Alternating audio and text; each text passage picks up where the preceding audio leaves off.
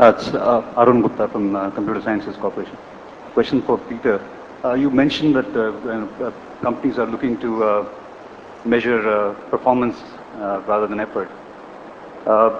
Chris mentioned that they've had experience with using SLAs and productivity measurements, which they didn't find very useful or very, they found more practical. So as we move on, what are the kind of measures for performance that you're seeing more and more being asked for from vendors? Yeah, so that's an excellent question. A couple of observations there. One would be many of the providers in our industry for now going on 5 or 6 years have been promising truly variable infrastructure, whether it's called utility computing or any other variation of that flavor that says basically you can dial from very little or nothing, pay little, nothing if you don't use anything, to pay by the drink. We've seen very, very few examples of that manifesting itself in business terms. So it may be technically achievable.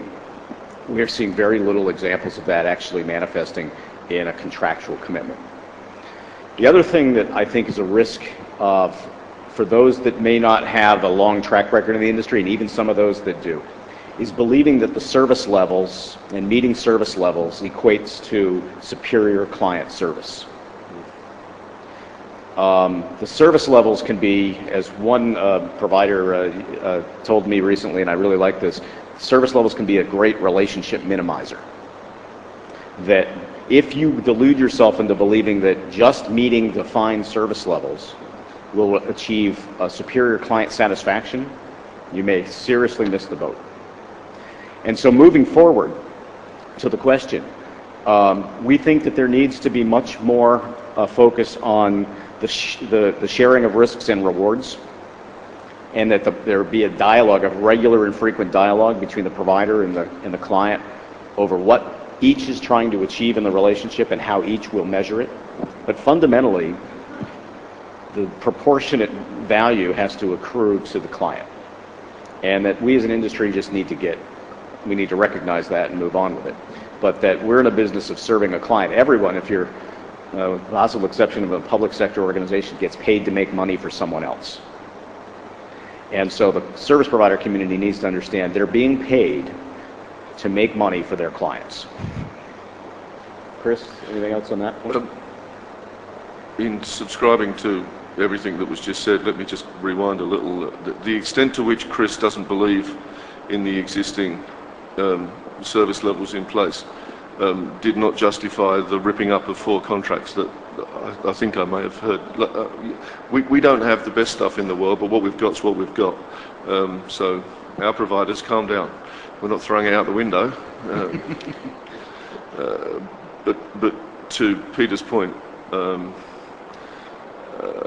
inside businesses anymore, if we're internal service providers, you don't often get the luxury of measuring inputs and not outputs, and we need to drive that outside the organisation. We need to start measuring what we deliver.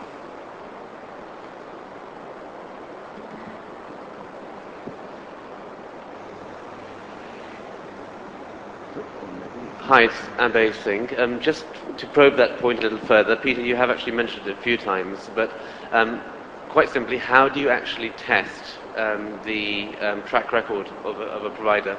How do you really know that they can provide the higher value services that you seek when you haven't seen them do it before? I've just had about 4 or 5 chats outside with requirements that we have for slightly different services, higher value, maybe sales, spin selling, whatever it may be. How do you adequately test that? Do you want to answer slowly, Carl? I'm going to write this down.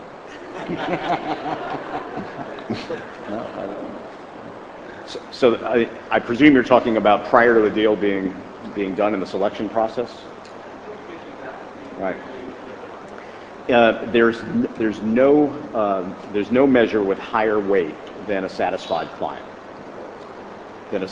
So having good referenceable clients that have adopted your delivery model, that have adopted your change management model, that have adopted your engagement management model, is the best way in a selection process for a client. And clients really want to talk to other clients in their selection process, and there's very few things that carry more weight.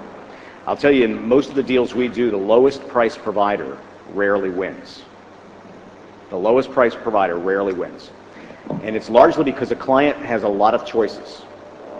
And largely for services, they want a provider that knows what risks they're taking on and has the wherewithal to manage that risk. And a provider that might be taking on too much risk without the wherewithal to manage it, which is best evidenced by talking with other clients, is often the one that's not selected. Well, I've been informed that we have run out of time and that everybody is ready for some lunch, or at least a break at this point. Thank you very much for attending the session. I'd like to thank also both Peter and Chris for helping me out today and providing wonderful insights, and we have a small token of our appreciation.